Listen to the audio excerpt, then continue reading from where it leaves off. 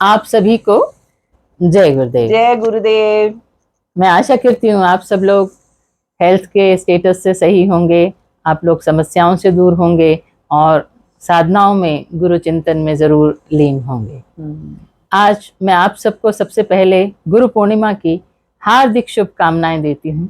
हमारी तरफ से भी गुरु पूर्णिमा की बहुत बहुत शुभकामनाएं। गुरुदेव सदा आप लोगों के साथ रहें, आपको साधनाओं में सफलता दें और आपको उनके दर्शन होते रहें।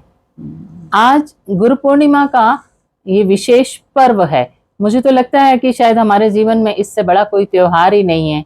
लोग होली दिवाली सब मनाते हैं, लेकिन गुरु पूर्णिमा से ज्यादा कुछ भी हमारे लिए महत्वपूर्ण नहीं है। तो गुरु पूर्णिमा एक ऐसा पर्व है जिस पर जो शिष्य है वो तो चाहता ही है कि हमको गुरु के दर्शन हो, लेकिन पूरी प्रकृति भी उनकी विराटता का, उनकी पूर्णता का स्पर्श पाना चाहती है। इसलिए सबसे पहले मैं दादा गुरुदेव श्री सच्चिदानंद जी महाराज जी के चरणों में दंडवत होते हुए उनसे आशीर्वाद की कामना करती हूँ। परमहंस स्वामी निखिलेश्वरानंद जी, डॉक्टर नारायण दत्त श्रीमाली जी के चरणों में नमन करते हुए मैं आज की गुरु पूर्णिमा, जिसे वो शिष्य पूर्णिमा कहा करते थे, इस उपलक्ष्य में उनसे आशीर्वाद सबके लिए चाहती हूँ कि सबके सर पर उनका हाथ बना रहे। हृदय से, गूंजे हुए गले से, अपनी भावनाओं से एक बार मैं फिर आप सब लोगों को आशीर्वाद देता हूं कि आप सुखी हो, आप सफल। ओम परम तत्वाय नारायणाय गुरुभ्यो नमः। तो भारती जी, आज का गुरु पूर्णिमा का पर्व हम लोग एक साथ हैं और हमारे साथ में सद्गुरुदेव भी हैं जो आज सबके बीच में, और सिद्धाश्रम की सभी योगी भी हैं और सब ऋषि मुनि हैं, सप्त ऋषि हैं, सारा गुरु मंडल है। हम सब उनको नतमस्तक होकर प्रणाम करते हैं। सभी को बहुत बहुत बधाई देते हैं गुरु पूर्णिमा की। मैं सद्गुरुदेव का आह्वान दो पंक्तियों से करना चाहूंगी। ये आह्वान मंत्रों का नहीं है, ये हृदय का आह्वान है, हृदय की भावनाओं से आह्वान है। ये वादियाँ, ये फिजाएं बुला रही है तुम्हें, ये वादियाँ, ये फिजाएं बुला रही है तुम्हें, खामोशियों की सदाएं बुला रही है तुम्हें, ये वादियाँ, ये फिजाएं बुला रही है तुम्हें। मेरा कहा न सुनो, दिल की बात तो सुन लो, भरी भरी ये निगाहें बुला रही है तुम्हें, उठी उठी ये बुझाएं बुला रही है तुम्हें। मेरे प्रभु, यहाँ हमारे बीच में विद्यमान हो आप और आज की गुरु पूर्णिमा को सफल करें। आज मैं बात करने जा रही हूँ सद्गुरुदेव की पूर्णता की, सद्गुरुदेव की विराटता की, क्योंकि परमात्मा में और गुरु में कोई भेद होता ही नहीं। जो गुरु है वही ईश्वर है, जो ईश्वर है वही गुरु है। तो उनकी विराटता, उनकी पूर्णता प्रत्येक कण कण में विराजमान है। केवल कमी हम शिष्यों की होती है कि हम उसका एहसास नहीं कर पाते, हम उसको समझ नहीं पाते, क्योंकि हम उनको एक शरीर रूप में ही देख रहे होते हैं। इसलिए आज का जो ये विषय है, जो प्रसंग है, मैं ऐसा ही चाहती हूँ कि सब कण कण में, अणु अणु में उनके प्रवेश को, उनकी उपस्थिति को और उनकी विराटता को एहसास करें। एहसास करें। ऐसे अनुभव हम शिष्यों के साथ कभी कभी हुए हैं, विरले ही अनुभव होते हैं ये, लेकिन चाहती हूँ कि अगर ये अनुभव हुए हैं तो इन्हें सबके साथ साझा किया जाए, शेयर किया जाए। एक बार भारती जी, हम गुरुधाम में खड़े हुए थे। अच्छा। तो पहले 30 साल की बात है ये, तो उस समय समझ नहीं होती थी हम लोगों को, लेकिन बस इतना लगता था कि ये कुछ अलग हटकर हैं। हाँ। तो भगवान से ऊपर कुछ जानते ही नहीं थे। तो हमें वो ईश्वरी लगते हाँ, थे। हमने उनको कुछ और समझा ही नहीं। हाँ, तो मन में ये आया कि हो ना हो भगवान हैं तो यही हैं, और तो कोई हो ही नहीं सकते। तो मैं गुरुधाम में बैठी हुई ऐसा ही सोच रही थी, और तब तक गुरुजी ने चरण स्पर्श कराए, और पता नहीं कैसे मन की बात मेरे होठों पर आ गई, और मैं उनसे पूछ बैठी। मैंने कहा, गुरुदेव आप भगवान हो ना? तो वो गहरी सी नजर से मुझे देखा उन्होंने, और फिर मुस्कुराए, और मुस्कुराते हुए बहुत सहज तरीके से बोले, बेटा भगवान क्या होता है? जो आपको सब कुछ दे सकता है वही भगवान है। अब उनके सामने तो मैं चुप रही। ठीक है, ये बात भी मुझे दिमाग में आ गई कि अच्छा वही भगवान है जो आपको सब कुछ दे सकता है, और बात खत्म हो गई। लेकिन वो समझ गए थे कि मैं उनके जवाब से सैटिस्फाइड नहीं हूँ, मैं जो पूछना चाह रही थी वो कुछ और है। तो इसके 2 दिन के बाद ही गुरुदेव ने हम लोग को बुलाया और बोले कि बेटा, पूरी टीम थी, मंजू जी थी, ललिता जी, उनके हस्बैंड, सब थे। तो बोले कि राज्याभिषेक दीक्षा का न्यू ईयर का शिविर लगना है, और भव्य शिविर का आयोजन होना चाहिए, और खाना ऐसा होना चाहिए जैसा शादी ब्याह में बनता है। तो मैंने कह दिया कि, मैंने कहा गुरुजी हमारी तो कहाँ शक्ति है, हम तो कहाँ कुछ कर सकते हैं, करने वाले तो आप ही हैं, जो करेंगे आप ही करेंगे। तो बोले हाँ, 3 भुजाएं तुम्हारी और 1 भुजा भगवान की। और ये कहते हुए उन्होंने ऐसे अपने दोनों हाथ ऊपर उठा दिए। अच्छा। और 1 सेकेंड को भारती जी मुझे दिखा कि उनके हाथ पूरी छत को टच कर रहे हैं, और उनका स्वरूप एकदम विशाल हो गया है। और बस मैं ऐसे ही देख पाई, और उसके बाद सब कुछ नॉर्मल हो गया इतनी ही देर में। तो बाद में मैंने सबसे पूछा कि तुमने देखा गुरुजी कितने बड़े हो गए थे? बोले नहीं, हमने तो कुछ नहीं देखा। सबसे पूछा, किसी ने भी नहीं देखा था, लेकिन शायद वो मेरे प्रश्न का उत्तर मुझे इस रूप में दे रहे थे, और इसके बाद वो मुस्कुराते हुए चले गए।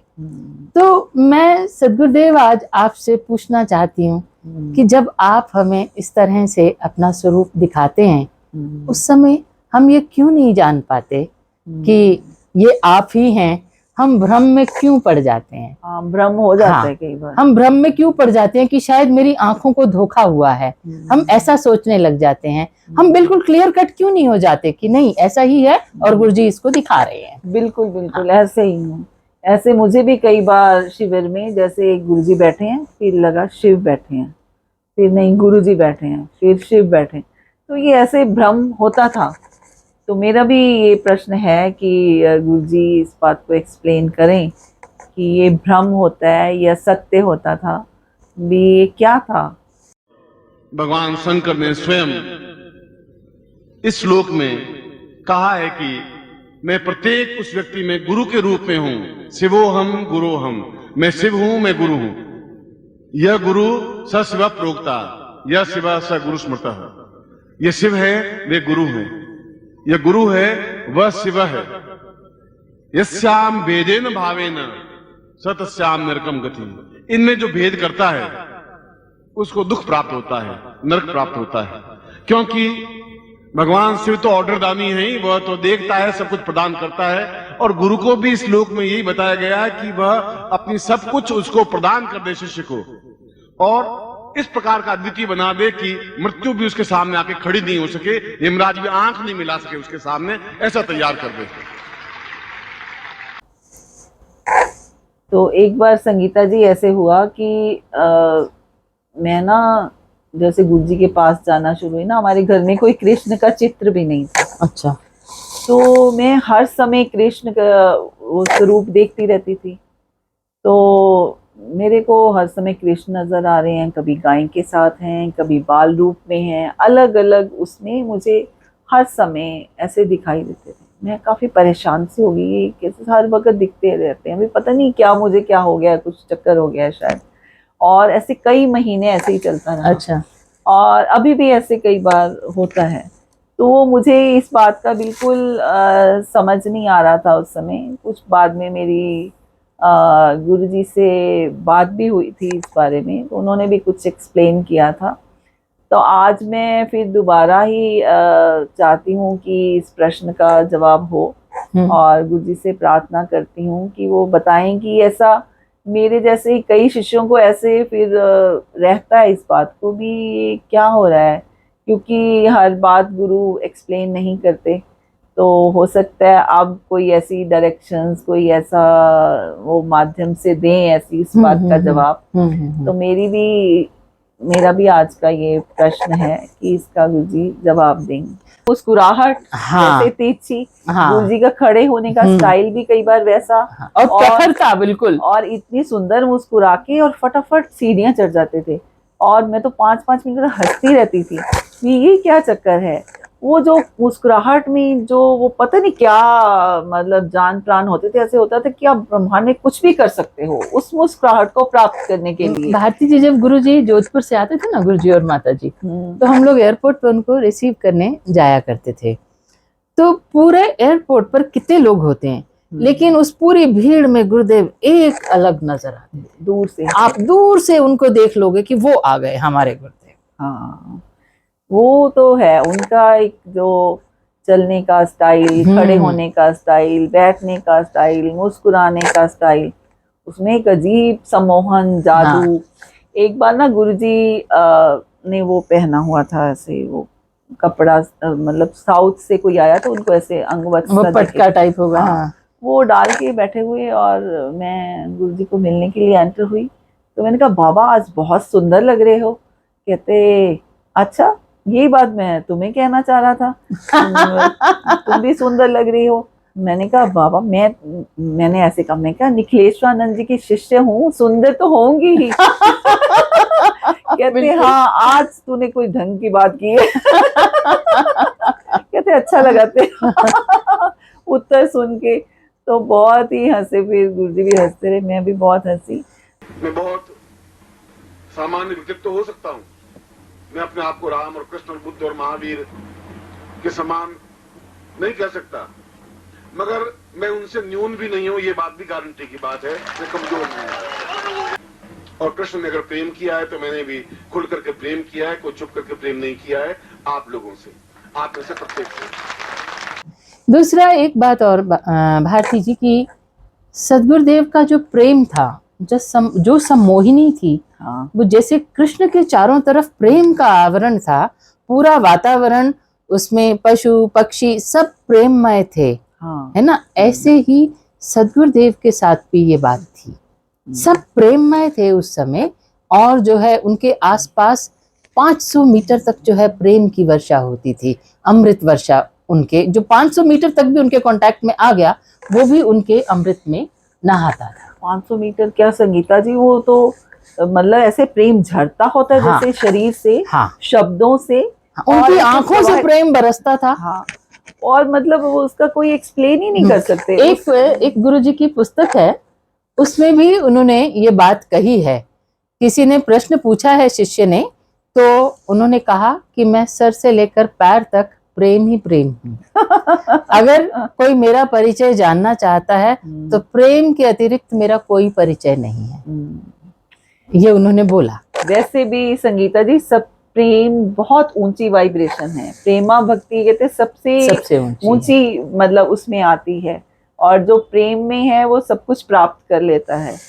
गुरु के शरीर से प्रेम नहीं होता। हाँ, प्रेम जो है हृदय की भावना है, जो केवल हृदय से हृदय तक जाती है, उसके लिए शरीर की जरूरत कहीं नहीं है। शरीर का कोई मतलब नहीं है, शरीर से कोई प्रेम नहीं होता। वो वासना हो सकती है, भोग हो सकता है, लेकिन वो प्रेम नहीं होता। और दूसरा जो है, एक बार मुझे गुरुजी ने कहा कि बेटा प्रेम का प्रतिदान तो प्रेम ही होता है, तो अगर हम प्रेम की भावना देंगे तो वहां से प्रेम आएगा ही आएगा। हाँ, तभी तो मैं कह क्योंकि रही थी वो सबको तो प्रेम दो। ऋण रखते ही नहीं थे, ऋण रखते ही नहीं थे। आपने प्रेम दिया तो वापस उनका प्रेम आपको मिलेगा ही 10 गुना हाँ, ज्यादा। हाँ। तो इसलिए यदि उनका प्रेम प्राप्त करना चाहते हैं तो सिंपल सी बात है, उनसे प्रेम कीजिए, उनको प्रेम की भावनाएं भेजिए। वैसा ही कर रहे हैं जैसा आपका घर है। मैं आपके ही परिवार का एक सदस्य हूँ, जो आपको प्यार करता हूँ, आपको चाहता हूँ, आपको हृदय के निकट लाना चाहता हूँ, आपको सब कुछ दे देना चाहता हूँ जो मेरे पास है, और इसके बदले में केवल छोटा सा प्यार ही तो चाहता हूँ। एक छोटी सी आत्मीयता, एक छोटा सा प्यार, ऐसा कि जहां हम अलग होने की कल्पना नहीं कर सके। जैसे मछली को अगर पानी से निकाल दिया जाए तो जो मछली की हालत होती है, तो वैसे ही आपका मेरा संबंध है। उन्होंने शिष्यों से इतना अधिक प्रेम किया है भारती जी की वो ट्रैक से हटकर भी शिष्यों के लिए काम करते थे। बिल्कुल बिल्कुल। ट्रैक से हटकर भी हेल्प करने के लिए पहुंचते थे, ये उनका प्रेम था। कई बार ना संगीता जी ऐसे होता था, बिल्कुल मन नहीं लग रहा, रोई जा रहे हैं, पागलपन सा हो गया है, गुरुजी को मिले नहीं है, कितने दिन हो गए हैं, और ये मतलब समझ में नहीं आता था भी ये क्या चीज है, भी हमें ऐसा क्या हो गया है। तो मतलब फिर ये बातें धीरे धीरे तभी समझ आई कि ये क्या है, इसको क्या कह सकते हैं। तो इसी को प्रेम कह सकते हैं। हाँ, शायद हम तो कुछ भी प्रेम उनसे नहीं करते। हाँ, जो वो हमसे करते हैं। जय गुरुदेव सभी भाई बहनों को। संगीता बहन ने मुझे यह सुझाव दिया कि अपने जीवन में प्राप्त पूज्य श्री गुरुदेव के सानिध्य में प्राप्त अनुभव को शेयर करूं, और इसी संबंध में एक प्रकरण मुझे ध्यान आ रहा है। यही 1987-88 में शिविर जोधपुर में लगाए जाते थे, और उसमें पूज्य गुरुदेव की बहुत ही वात्सल्य भरे स्वरूप का सानिध्य हम सभी शिष्य शिष्याओं को प्राप्त होता था, जो भी उस शिविर में उपस्थित होते थे। पूज्य गुरुदेव जब सायंकालीन समय में सभी साधक साधिकाएं बैठ करके भोजन करते थे, तो पूज्य गुरुदेव अपने हाथ से भी सभी के पत्तलों में पूड़ियां, हलवा, जो भी उनकी इच्छा होती थी वो स्वयं परोसते थे। और बस वो देते थे, और सब लोग उस उनके हाथ से दिए हुए अमृत तुल्य उस प्रसाद का, हलवे का, पूड़ी का भोग लगाते थे और बहुत ही आनंद में रहते थे। उसी समय की बात है, सभी शिष्य और जो शिष्याएं हैं उसमें से ही कुछ लोग मिल करके सभी लोगों के लिए भोजन बनाते थे। दोपहर का समय था, भोजन बन रहा था, और कुछ शिष्याएं बैठ करके पूड़ियां बेल रही थी, कुछ शिष्य आटा लगा रहे थे, और इस तरह से सारा काम मिलजुल करके पूरी सब्जी बनानी थी, चल रही थी। और वहां पे एक गुरु भाई होते थे, राम सेवक जी, वो पूड़ियां तलने का काम करते थे, और राधा बहन होती थी जो कि थाली में पूड़ियां उठा उठा करके एक बड़ा सा कड़ाहा होता था जिसमें वो पूड़ियां डाल दी जाती थी। और वहां पे सारे बैठे हुए जितने भी शिष्य शिष्याएं, साधक साधिकाएं थी, वो गुरुदेव के का चिंतन करते रहते थे, उनके चरित्र का वर्णन, उनकी लीलाओं का वर्णन, जिसको जो अनुभव होता था वो अपना व्यक्त करता रहता, कहता रहता था। कुछ नहीं तो गुरु मंत्र का जाप, वो भी नहीं तो जय गुरुदेव जय गुरुदेव जय गुरुदेव होता रहता था। तो सब लोग इसी में लगे थे, अपने अपने कार्य को कर रहे थे। राधा बहन पुड़ियां डाली जा रही थी, राम सेवक भाई जो है उसको छान छान के निकालते जा रहे थे। अचानक राम सेवक भाई ने कहा, राधा बहन आप अपना हाथ तेल में क्यों डाल रही हो, पूड़ियां डालो। राधा बहन एकदम से चौंक गई, कहेंगी अरे मैं कहाँ डाल रही हूँ। अपना हाथ तेल में, और तेल में हाथ जाता तो गरम लगता ना, मेरा हाथ तो गरम लग ही नहीं रहा है, आप ऐसा क्यों बोल रहे हो भाई? अरे राधा बहन अपना हाथ देखो पूरा तेल से भीगा हुआ है, और उस तेल से, उस कढ़ाई के तेल से ढेर सारी पूड़ियां निकाली जा चुकी थी, और उसमें पूड़ियां खिल रही थी, और राधा बहन पूड़ियां डाल रही थी, और उनका हाथ तेल के संपर्क में आता था, और उन्हें हाथों में न फफोले पड़े और न जलन हुआ, न कुछ भी हुआ। तो यदि वे साधक साधिका या कोई भी व्यक्ति अगर अपने इष्ट, अपने गुरु के प्रति तल्लीन भाव से बिल्कुल उनमें लीन हो जाए, सुध बुध भूल जाए, तो स्वयं उनकी शक्ति, गुरु की शक्ति, ईश्वर की शक्ति, इष्ट की शक्ति उस व्यक्ति की सदैव सर्वदा सर्वत्र सुरक्षा करती है, इसमें कोई संशय नहीं है। जय गुरुदेव, धन्यवाद। श्री गुरुदेव का आशीर्वाद हम सबके जीवन में सदैव बना रहे। इसके साथ ही मैं आप लोगों से एक बात और कहना चाहती हूँ कि मैं स्वयं नारायण आध्यात्मिक ऊर्जा नाम का YouTube चैनल चलाती हूँ, और उसमें समय समय पर गुरुदेव की द्वारा बताए गए कुछ विशिष्ट साधनाओं को भी प्रसारित किया जाता है, और कुछ सामान्य के बीच में प्रचलित 40 स्तोत्र संग्रह आदि को भी प्रसारित किया जाता है। यह मात्र इसलिए कि लोग जुड़े और उस गुरुदेव के जो जीवन से संबंधित वीडियोस प्रसारित किए जा रहे हैं उनका भी लाभ उनको प्राप्त हो। सभी लोगों को जय गुरुदेव, अतिशय धन्यवाद। संगीता बहन, आप आगे बढ़ें और अपने प्रयास को आगे बढ़ाती रहें। गुरुदेव का निर्देश आपको मिला होगा, उनका आशीर्वाद आपको मिलता रहे। जय गुरुदेव, धन्यवाद। गुरु का शिष्य के प्रति जो प्रेम है वो तो अमिट है, अतुलनीय है। हम आउट ऑफ द वे नहीं जाएंगे किसी के लिए, लेकिन गुरु अपने शिष्य के लिए आउट ऑफ द वे भी जाते हैं। ऐसा एक अनुभव मैं आपके साथ शेयर करना चाहती हूँ। एक बार जब हम गुरुधाम जाते थे तो देखते थे गुरुजी ने क्या पहना हुआ है, गुरुजी कैसे लग रहे हैं, और हम आपस में सब बैठ के डिस्कस करते थे इस चीज को। उन्हें सब पता था। और एक बार ऐसे ही मेरे मन में भाव आ गया कि गुरुजी आपके लिए एक स्वेटर मैं बनाऊंगी, तो आप है ना मेरे साथ चलना, आपको जो ऊन पसंद हो आप अपनी पसंद से खरीद लेना। तो यही जून का ही महीना था, मिड जून था, और बहुत तेज गर्मी पड़ रही थी।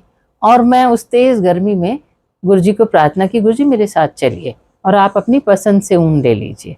और मैं उनको साथ सूक्ष्म लेकर चली गई। तो गुरुजी को जो है पसंद आई जो ऊन, वो बहुत प्यारी रैबिट की तरह व्हाइट कलर की वूल पसंद आई।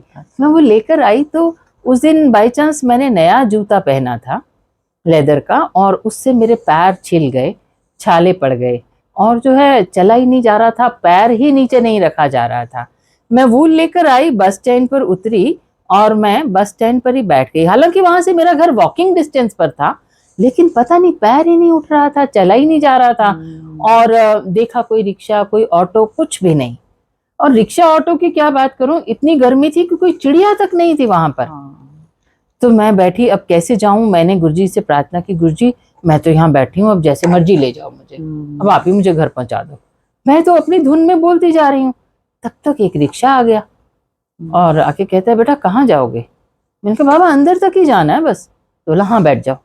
मैं बैठ गई और बाबा ने जो है पूरा अपना सिर मुंह वगैरह कपड़े से ढका हुआ था, सिर्फ आईज दिख रही थी। और मुझे लगा कि इतनी तेज गर्मी पड़ रही है इसलिए जो है बाबा ने पूरा ढका हुआ है। हाँ, तो बाबा जो है मुझे रास्ते में कहते हैं कि क्या हो गया पाँव पर? तो मैंने कहा कि बाबा मैंने नया जूता पहना है तो छाले हो गए हैं और कट गया है, चला नहीं जा रहा।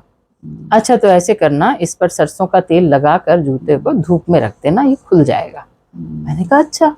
और जो है मेरे घर के आगे लाकर बाबा ने रिक्शा रोक दिया। तो मैंने कहा बाबा पैसे? तो थोड़ा हंसे, कहते हैं अच्छा 2 रुपए दे दे। तो मैंने उनको 2 रुपए दे दिए और थोड़ा जब देखा बाबा की तरफ तो आंखें ऐसे लगा जैसे पहचानी सी हैं। अच्छा। हाँ, तो मैंने कहा बाबा पानी पियोगे? तो बोला हाँ पिला दो। तो मैं ताला खोलकर अंदर जाने लगी तो मैंने कहा बाबा ठंडा पियोगे फ्रिज का या दूसरा पियोगे? अच्छा। ये पूछने के लिए मैं जैसे ही पीछे मुड़ी तो बाबा ही नहीं, रिक्शा ही नहीं। अच्छा। तो मैंने जल्दी से गेट खोल के बाहर झांका, अच्छी खासी लंबी वो लेन थी गली और कहीं रिक्शा नहीं। मैं कहा इतने से मैं तो मुड़ी थी, ताला ही खोला है, बाबा कहाँ चला गया, रिक्शा कहाँ चला गया? तो कुछ दिख ही नहीं रहा है। मैं बड़ी पजल सी हो गई। फिर मैंने कहा शायद बाबा गर्मी में नहीं खड़े होना चाह रहे होंगे, जल्दी में चले गए। पर ना बार बार फोकस उनकी आईज पर जा रहा था मेरा। मैं घर आके फिर बैठी गुरुजी से बातें करती रही, लेकिन तब भी ना वो आईज मेरी आंखों के आगे घूमती रही कि कहाँ देखा है, कहाँ देखा है। शाम को गुरुधाम गई गुरुजी से मिलने के लिए, तो गुरुजी चरण स्पर्श करवाने के लिए बाहर आए। जैसे ही मैंने उनको फेस को देखा, कहा यस ही वाज, यही आईज हैं, यही आए थे। तो मैं एकदम से घबरा गई कि ये क्या हो गया, ये कैसे आ गए इतनी गर्मी में। और मेरे मन में आया कि अभी गुरुजी को पूछूं कि आप क्यों आए थे इतनी गर्मी में। तो जैसे ही उनको लगा कि ये तो पहचान गई, जल्दी से पीछे मुड़े और ऑफिस में चले गए। लेकिन अब मैं कल मिलूंगा, और जो है हाँ मिले नहीं। उनको पता था ये हाँ, अब उनको लगा कि ये तो पूछेगी, इसको समझ आ गई है। मैं घर आई, मैं बहुत रोई कि गुरुजी आपने मेरे पीछे इतनी गर्मी में रिक्शा चला दिया। बहुत रोई मैं। फिर मेरे को समझ में आया कि बाबा ने तो मेरे घर का एड्रेस ही नहीं पूछा, उसने मुझे लाके घर के सामने कैसे खड़ा कर दिया है। बाबा को कैसे पता कि मेरे पैर में जो है कुछ हो गया है या चोट है। वहां गुरुधाम में भी गुरुजी बार बार मेरे पैरों की तरफ देख रहे थे। तो मैं 3-4 दिन तक रोती रही और गुरुजी 3 दिन ठहरे, तीनों दिन मिले नहीं मुझसे। उनको ये था कि मैं इससे मिलूंगा तो ये मुझसे जरूर पूछेगी और झगड़ा भी करेगी, तो मुझसे नहीं मिले। उसके बाद वो जोधपुर चले गए। बाद में जब जोधपुर से आए महीने 1.5 के बाद, तब तक बात पुरानी हो गई थी। फिर भुला भी देते थे। हाँ, तो फिर उन्होंने भुलवा भी दिया। तो ये गुरु का प्रेम है। हम तो कुछ कर ही नहीं सकते, हमारे पास तो कुछ है ही नहीं देने के लिए। वो कितनी बार हमें कैसे कैसे रूप धारण करके प्रोटेक्ट करते हैं, वो करते हैं। ये लोग हम जान ही नहीं पाते। जब वो हो जाते थे तब लगता है कि हाँ शायद ये वो तो नहीं थे, मतलब। लेकिन देखो गुरु को नहीं तो क्या पड़ी है, उनको क्या पड़ी है, प्यार ही तो, प्रेम ही तो है। प्रेम ही तो। हाँ, और वो कोई शरीर से थोड़ी होता है, मैं ये आत्मिक उससे स्थिति हाँ, से होता मैं ये सदगुरुदेव से जानना चाहती हूँ कि क्यों ऐसा हो जाता है। ऐसा मेरे साथ ही नहीं, और भी कईयों के साथ होगा, कईयों के साथ है ना। उस समय जो है नहीं पता चलता है, हम पैर पकड़ लें उस समय, हम उनके दर्शन कर पाए उस समय, हम उस सुख से, उस सौभाग्य से वंचित रह जाते हैं। ऐसा क्यों? ऐसा क्या हम शिष्यों में कमी है? क्या वो कभी पूरी होगी या नहीं होगी? क्या कभी भी हम उनको नहीं जान पाएंगे, उनके स्वरूप को नहीं देख पाएंगे? ये मैं सदगुरुदेव से जानना चाहती हूँ कि बाकी और कोई इस ब्रह्मांड में हमारे इन प्रश्नों के उत्तर नहीं दे सकता। क्योंकि ये अनुभव उन्होंने हमको दिए हैं, तो फिर इन प्रश्नों का उत्तर भी वही देंगे। बिल्कुल बिल्कुल। कबीरा, ये घर प्रेम का, ये गुरु शिष्य का घर जो है ये प्रेम का घर है। पैसे देने से गुरु का घर नहीं मिल सकता। कबीरा, ये घर प्रेम का, खाला का घर ना है। खाला माने मौसी, मां की बहन। शीश उतारे भूमि धरे वो पैसे घर मांगे। इस गुरु के घर में, गुरु के हृदय में तो वो पहन सकता है, वो घुस सकता है जो पहले अपना सिर उतार दे, एकदम अपने आप को न्यौछावर कर दे, देखा जाएगा, चैलेंज ले ले, वो इस घर में घुस सकता है। जुआरी घुस सकता है, वो चैलेंज को लगा देता, दाव पे लगा, अपनी पूरी जिंदगी दाव पे लगा देता है। 5 लाख में दवा लगता है, वो या तो इस पार डूब जाएगा, इस पार चल जाएगा। और पैंठने की क्रिया तब है जब तुम सब कुछ दे दोगे तो अपने आप में गुरु को प्रत्यक्ष कर दोगे। बहुत लकी हैं हम लोग, बहुत परम सौभाग्यशाली हैं। बिल्कुल। और पता नहीं कितने जन्मों के पुण्य एकत्र हुए होंगे, तब हमको वो गुरु रूप में प्राप्त हुए, उनका दर्शन प्राप्त हुआ। तो ऐसे समर्थ गुरु ब्रह्मांड में दूसरे खोजने पर भी हमें नहीं मिलेंगे। शिष्यों का इतना ध्यान रखने मुझे वाले, सिद्धाश्रम लेके जाना है, ऋषियों से कई मतभेद रहते थे, मतलब कई लड़ाई होती थी। वो कहते थे कि नहीं आप ऐसा नहीं करो, वो कहते नहीं मैं ऐसे करूंगा, करके दिखाऊंगा, मैं इन सबको मतलब सिद्धाश्रम लाऊंगा। हाँ वो इतना कुछ होता था। मतलब शिविरों में इतनी शक्तियां प्रेजेंट होती थी। वो बताते थे कि आज ये सब शक्तियां प्रेजेंट हैं और सबको मतलब एक तरह से चैलेंज करते थे। हाँ। चैलेंज के साथ, खुला चैलेंज, खुला चैलेंज, खुला चैलेंज कि मैं करके दिखाऊंगा। तो हम भी चाहते हैं कि वैसा हो और हम उसके काबिल बन जाएं। हाँ, जैसा वो चाहते थे हम हम वैसे उसके ही काबिल बने, बन हाँ जाएं। वैसे ही बन जाएं जैसा वो हमें चाहते थे बनाना, जिस उच्चतम सोपान पर वो हमें पहुंचाना चाहते थे। और ये बनाना भी वैसा उन्हीं का काम है, वही हमें बना सकते हैं। हम तो बन भी नहीं सकते क्योंकि हमें तो कुछ पता ही नहीं हमको क्या करना है। जो करना है वो उन्हीं ने ही करना है और पर वो अपनी क्रिया हाँ, करते रहते हैं। पर वो जो डायरेक्शंस जो वो दें, उनको हमें समझने की शक्ति शक्ति दें, दें, यस यस। ताकि उनकी जो भी हमें वो टोकते हैं मन में, कुछ ना कुछ बताते रहते हैं, हम उसको समझ पाएं कि ये वही कह रहे हैं, वही ये गलत है, हम यहाँ गलत हैं। अपनी गलती को स्वीकारना सीखें और फिर सुधार तो तभी होगा जब गलती सुधारेंगे। हाँ, मानेंगे कि ये हमारी हमारी गलती पहले है, एक्सेप्ट करेंगे, एक्सेप्ट करें, उसके बाद इम्प्रूव करेंगे। इम्प्रूव करें। हाँ। और तो हम गुरुजी से क्षमा भी मांगते हैं और हमारी कोई गलती हमसे हो, बहुत गलतियां हुई होंगी। सबसे पहले तो हम आपको सही रूप से पहचान ही नहीं पाए। आप हमारे बीच में रहे और हम आपको पहचान ही नहीं पाए कि आप क्या हैं। और अब तो हम आपको कहीं भी ढूंढ आए, आप मिलेंगे ही नहीं हमको। वो वाले मौके वैसे सशरीर हाँ, तो अब आप सशरीर वाला कहाँ मौका मिलेंगे नहीं हमको। मिलेगा। हाँ, मैं उनके चरणों में ये दो पंक्तियां हमारी यही गलतियों को बोलूंगी। क्षमा करना बाबा। ढूंढेंगे अगर मुल्कों मुल्कों,